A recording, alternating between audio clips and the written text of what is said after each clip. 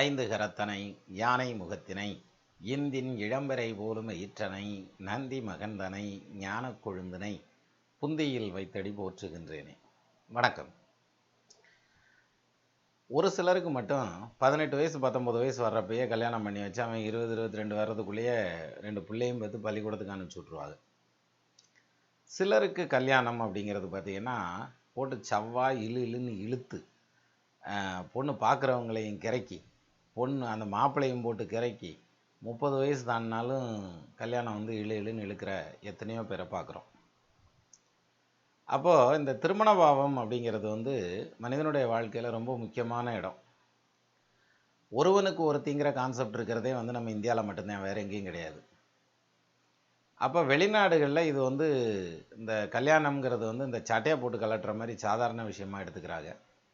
நம்ம நாட்டில் அப்படி கிடையாது. அப்போது இந்த கல்யாணம்ங்கிறது காலதாமதமாயிட்டே போகிறதுங்கிறதுக்கு நம்ம நிறைய ரெஸ்ட்ரிக்ஷன்ஸ் வேறு வச்சுருக்கோம் இல்லையா. ஜாதக பொருத்தம் பார்க்கணும். இந்த ஜாதக பொருத்தம்னு வர்றதுக்கு முன்னாடி மாப்பிள்ளை கல்லை தூக்கணும், காலை அடக்கணும், அப்படிங்கிற மாதிரி நிறைய விஷயங்கள் வச்சுருந்தாங்க. அப்புறம் ஜாதக பொருத்தம்னு வந்தது. பொருத்தம்னு பார்க்குறப்ப அதில் தோஷம்னு வந்தது. அப்புறம் அந்த தோஷத்துக்கு பரிகாரம் அப்படிங்கிற பாயிண்ட்டும் வந்தது.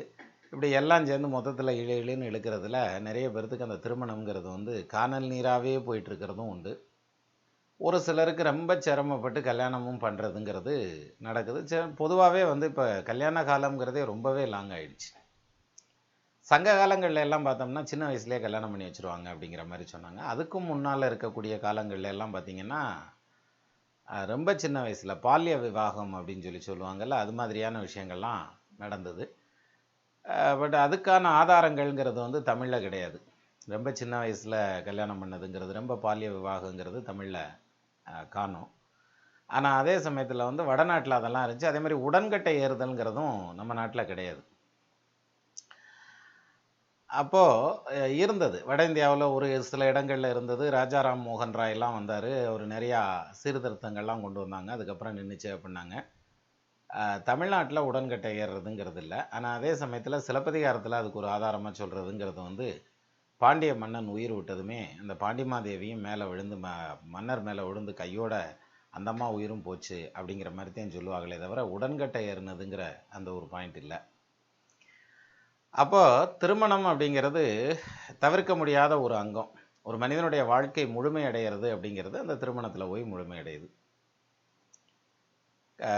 பிள்ளைங்க பிறக்கிறாங்க, வளர்கிறாங்க, அதுகளுக்கு கல்வி கற்பிக்கிறோம், கற்றுக் கொடுக்குறோம், அப்புறம் தொழிலில் உட்காடுறாங்க, அந்த தொழிலில் செட் ஆகி ஒரு மாதிரி அப்படி ஸ்டடி ஆகுதுங்கிறதுக்குள்ளேயே இங்கே வயசு வந்துடுது. அப்புறம் கல்யாணம் பண்ணுறாங்க.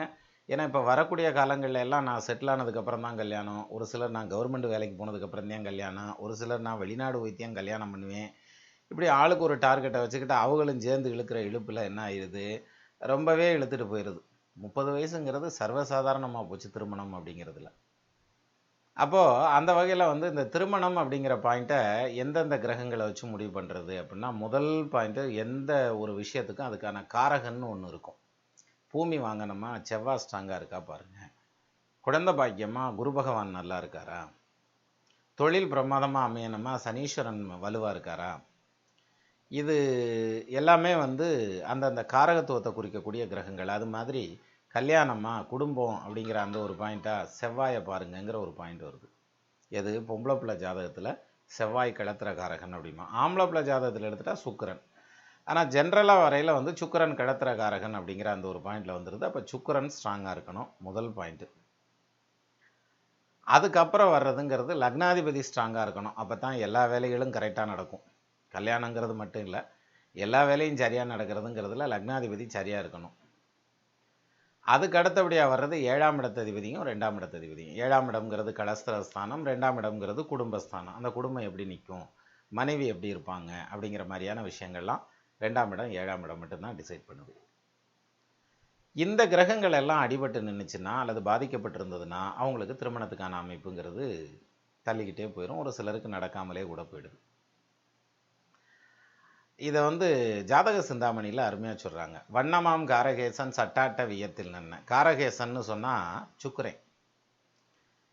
அந்த காரகேசன்னு சொல்லக்கூடிய சுக்கிரன் லக்னத்துக்கு 6-8-12 மறைஞ்சு நிற்கிறார். வண்ணமாம் காரகேசன் சட்டாட்ட வியத்தில் நின்ன திண்ணமாம் லக்னாதிபதியும் அப்படியே சேர.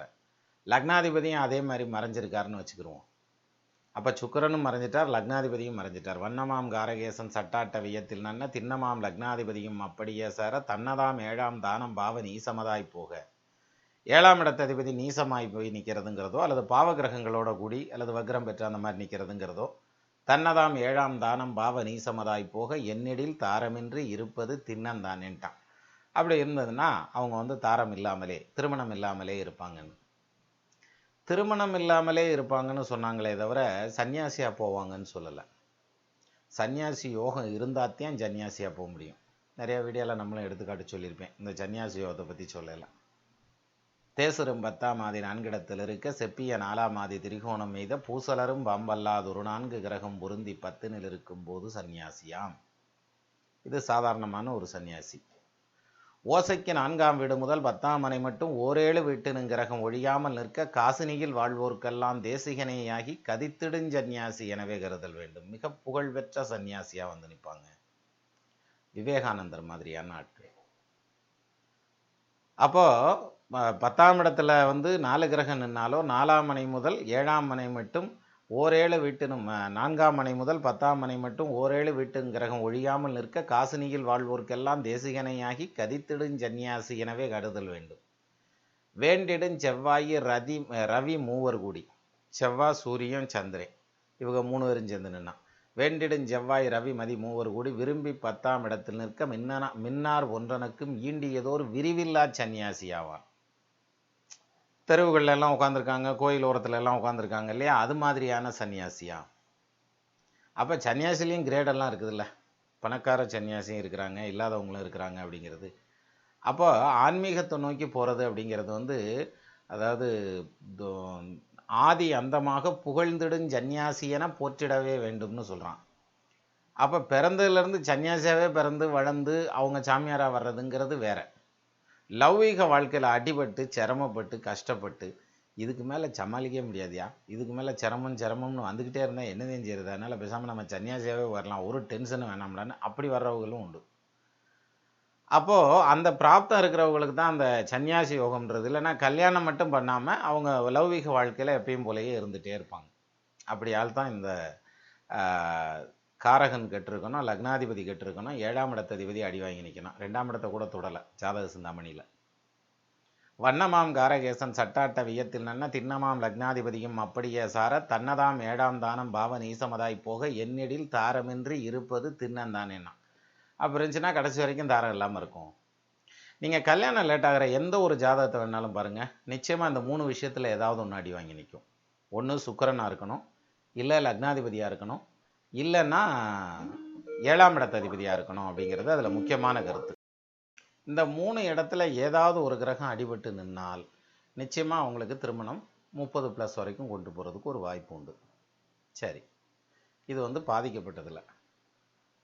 இப்போ உபயலக்னம்னு சொல்லக்கூடிய மீனம், தனுசு அல்லது மிதுனம், கன்னி, இந்த 4 லக்னங்களில் ஏதாவது ஒன்று லக்னமாக 7ஆம் இடத்துல 7ஆம் இடத்ததிபதி ஆட்சி பெற்ற நிலையில் நின்னாலும் திருமணம் காலதாமதமாக நடக்கும். அவர் ஆட்சி பெற்று நின்னாலும் சரி, ஆட்சி பெற்று வக்ரம் பெற்று நின்னாலும் சரி, கல்யாணம் காலதாமதமாகணுங்கிற மாதிரியான பாயிண்ட்.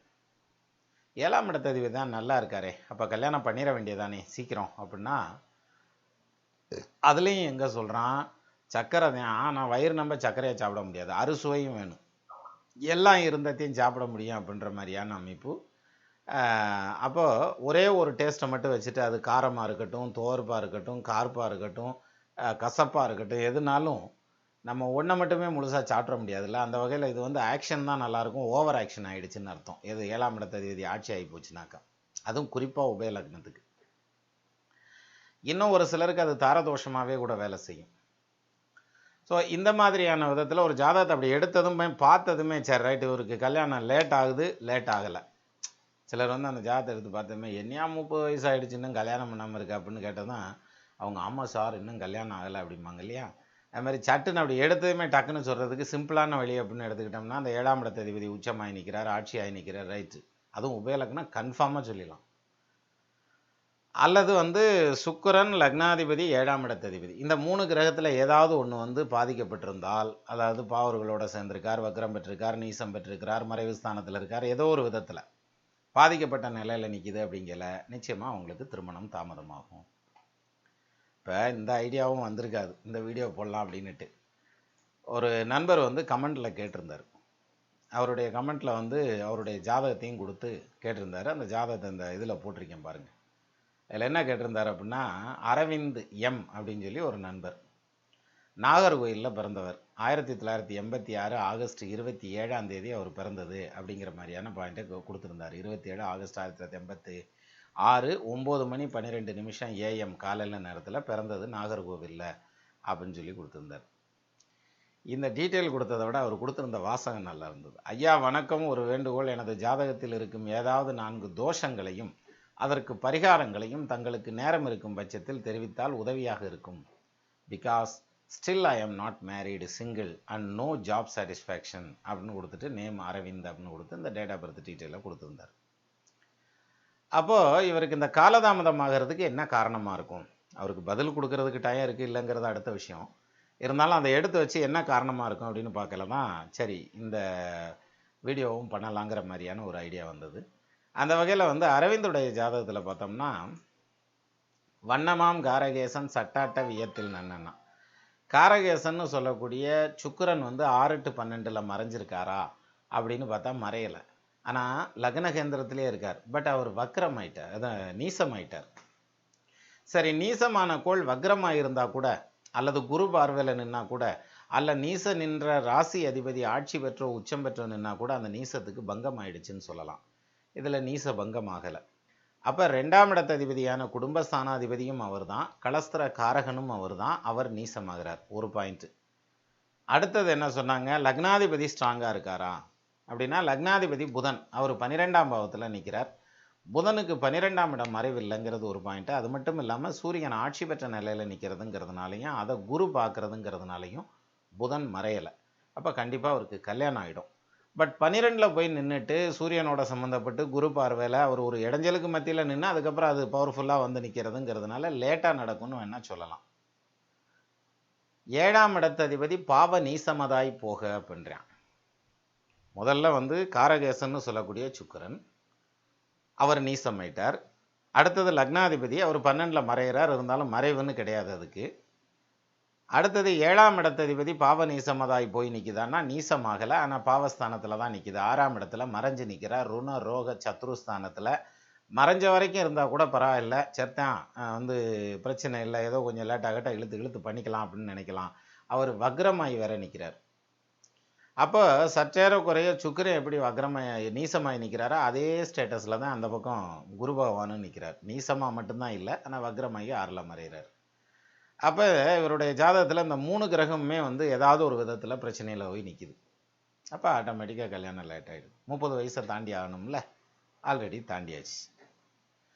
அப்போது இவருக்கு திருமணத்துக்கான கால நேரம் எப்போ வரும் அப்படின்னா, யூஸ்வலாக இப்போ நடந்துட்டு இருக்கிறதுங்கிறது வந்து ராகு தசையில் சுக்கிர புத்தி நடக்குது. ராகு 7ஆம் இடத்துல நிற்கிறார். 7ல் ராகு இருக்கலாம், தப்பு இல்லை. ஏன்னா 7ஆம் இடத்துல ராகு நிற்கிறதுங்கிறது சர்ப்பதோஷம்னு ஒரு பாயிண்ட் சொல்லுவாங்க. இருந்தாலும் கேந்திரத்தில் பாவர்களும் திரிகோணத்தில் சுபர்களும் நிற்கணுங்கிறது தான் விதி. அந்த வகையில் 7வது கேந்திரத்தில் சப்தம கேந்திரத்தில் பாம்பு கிரகமான ராகு நிற்கிறத பற்றி பிரச்சனை இல்லை, கல்யாணம் நடக்கும், அதில் வந்து தப்பு கிடையாது. சரி, அப்போ தசை ஓகே. புத்தி சரியாக நடக்குதா அப்படின்னா, புத்தி சுக்கிரனுடைய புத்தி நடக்குது. இந்த சுக்கிர புத்தியில் அவருக்கு குடும்பத்தையும் உருவாக்கி கொடுத்து தொழிலையும் ஸ்ட்ராங் பண்ணணும். ஆனால் இவர் என்ன பண்ணி வச்சுருக்கார் அப்படின்னா, நீசமாகி கேதுவோட சம்மந்தப்பட்டு குரு பார்வை இல்லாமல் நிற்கிறதுங்கிறதுனால குடும்பத்தையும் உருவாக்கலை, தொழிலையும் உருவாக்கலை, இன்னும் சொல்லணும்னா பொருளாதார ரீதியாக சிரமத்தை உருவாக்கியிருக்கு, குடும்பத்தில் ஒற்றுமை இல்லாத நிலையை உருவாக்கியிருக்கு. இவர் பேசுனா இவங்க வீட்டில் இருக்க யாருக்குமே புரியாது, யார் பேசினாலும் இவருக்கு புரியாது, ரெண்டும் ஒன்று தானே. அந்த செட்டப்பில் தான் இப்போ ஓடிட்டுருக்கணுங்கிறது அந்த சுக்கிரன். அப்போ ராகுதசை சுக்கிர புத்தி இப்போ போயிட்டுருக்கு. இதில் கல்யாணம் நடந்துருமா? நடக்காது, வாய்ப்பு இல்லை. சரி, அதுக்கப்புறம் சூரிய புத்தி வருது. சூரிய புத்தியில் கல்யாணம் ஆயிருமா? 12ஆம் இடத்ததிபதியான சூரியன் ஆட்சி பெற்ற நிலையில் நிற்கிறார். எண்ணிய லக்னத்துக்கு 6 கோள்கள் நன்னிய ஆட்சி உச்சம் நட்புடன் இருக்க ஓரை வன்னிய பதிக்கு 12 பலத்தோன் சேர மண்ணினில் வீரனாகி மன்னர்க்கும் சரியானவன். ஏற்கனவே புதனுக்கு 12ஆம் இடம் மறைவு கிடையாது. ரெண்டாவது சூரியன் அந்த இடத்துல ஆட்சி பெற்ற நிலையில் நிற்கிறார். அடுத்து வர்றது சூரியனுடைய புத்தியே வருது. அதுவும் ராகு தசையில் சூரிய புத்தி. மற்ற திசைகளில் சூரிய புத்தி வர்றதை விட ராகு தசையில் சூரிய புத்தியில் இன்னொரு சிக்கல் இருக்குது. இந்த ராகு திசையினுடைய கடைக்கூறு வந்து நல்லா இருக்காது அப்படின்னு சொல்கிறதுக்கான காரணம் சூரிய புத்தி, சந்திர புத்தி, செவ்வாய் புத்தி, இந்த 3 புத்தியும் தான். சூரியனுக்கும் ராகுவுக்கும் ஆகாது, சந்திரனுக்கு ராகுவுக்கும் ஆகாது, செவ்வாய்க்கும் ராகுவுக்கும் ஆகாது. சூரியன் ராகு பிரச்சனையாச்சுன்னா கவர்மெண்ட் சைட்லேருந்து பிரச்சனை, அல்லது தகப்பனாருக்கு முடியாமல் போகிறதுங்கிறது, அல்லது சொத்து சம்மந்தப்பட்ட இடமாற்றம். சந்திரன் ராகு சம்மந்தப்பட்டதுங்கிற விதத்தில் தாய்க்கு முடியாமல் போகிறது, தாய் வழி சொந்த பந்தங்களோட பிரச்சனைகள் பண்ணுறது, மாமன்மாருக்கு சிரமத்தை உருவாக்குறதுங்கிற மாதிரியான பாயிண்டில் போயிடும். அல்லது மனோநிலை பாதிக்கலாம் ஒரு சிலருக்கு. அது அந்த ராகுவும் சந்திரனும் இருக்க இடத்த பொறுத்தது. அதே மாதிரி ராகு தசை செவ்வாய் புத்தி அப்படின்னு எடுத்துகிட்டா ராகு சட்ட ரீதியான குறுக்க போகக்கூடிய கிரகம். ஆனால் செவ்வாய் வந்து சட்டம், ஒழுங்கு, காவல் அப்படிங்கிற மாதிரியான பாயிண்டில் வருது. இது ரெண்டும் ஒன்றுக்கு ஒன்று கான்ட்ராவர்சியாக நிற்கிறனால இந்த 3 புத்தியும் பிரச்சனையான புத்திகள் ராகு திசையினுடைய ஈற்று காலத்தில். அப்போ கடைசியில் அந்த ராகு பிரச்சனை பண்ணுதுங்கல்ல, அது ஒன்று தொடர்பு இல்லாமல் ரெண்டா பிரச்சனை இல்லை. அந்த வகையில் இங்கே பார்த்தீங்கன்னா சூரிய புத்தியில் தொடர்பு இல்லை, சாஷ்டாஷ்டகத்தில் நிற்கிது. அதாவது ராகுலேருந்து என்ன சூரியன் 6ஆம் இடத்துல நிற்கிறார், சூரியன்லேருந்து என்ன ராகு 8ஆம் இடத்துல நிற்பார். அப்போ ஒன்றுக்கு தொடர்பு இல்லாமல் இருக்கிறதுனால இவருக்கு அந்த சூரிய புத்தி வரையில் திருமணத்துக்கான அமைப்பை கைகூட்டி வைக்கும் அப்படிங்கிற மாதிரியான அமைப்பு. அப்போது அது நல்லபடியாக திருமணம் நடக்கும். அது ஒரு பக்கம் இருக்கட்டும். அப்போ இந்த 3 கிரகத்தில், அதாவது சுக்கிரன், லக்னாதிபதி, 7ஆம் இடத்ததிபதி, இந்த 3ல் ஏதாவது ஒன்று பிரச்சனையில் இருந்தாலும் திருமணம்ங்கிறது காலதாமதம் அப்படிங்கிறது தவிர்க்க முடியாத விஷயம். டக்குன்னு ஜாதகத்தை பார்த்ததுமே தெரிஞ்சுக்கக்கூடிய விஷயம். நீங்கள் டிஸ்பிளேல காமிச்சிருக்க இந்த ஜாதகத்தை பார்த்தீங்கன்னா கூட இந்த விஷயத்தில் வந்து குரு பகவான் வந்து லக்னத்துக்கு 6ஆம் பாவத்தில் வக்ரமாகி மறைகிறார். லக்னாதிபதியானவர் புதன் 12ல், ஆனால் மறைவு கிடையாது, அதனால் கண்டிப்பாக கல்யாணம் அவருக்கு நடக்கும். அது மட்டும் இல்லாமல் 7ஆம் இடத்ததிபதி 6ல், லக்னாதிபதி 12ல், காரகனான சுக்கிரன் நீசம் பெற்ற நிலையில் நிற்கிறார். அப்போ எந்த ஒரு ஜாதகத்தில் இந்த காம்பினேஷனுங்கிறது இருக்கோ, அல்லது இந்த 3 கிரகத்தில் ஏதாவது ஒன்று பாதிக்கப்பட்டிருக்கோ, அவங்களுக்கு நிச்சயமாக காலதாமதமான திருமணம் அப்படிங்கிறதுல சற்றும் சந்தேகம் இல்லைங்கிறது விதி.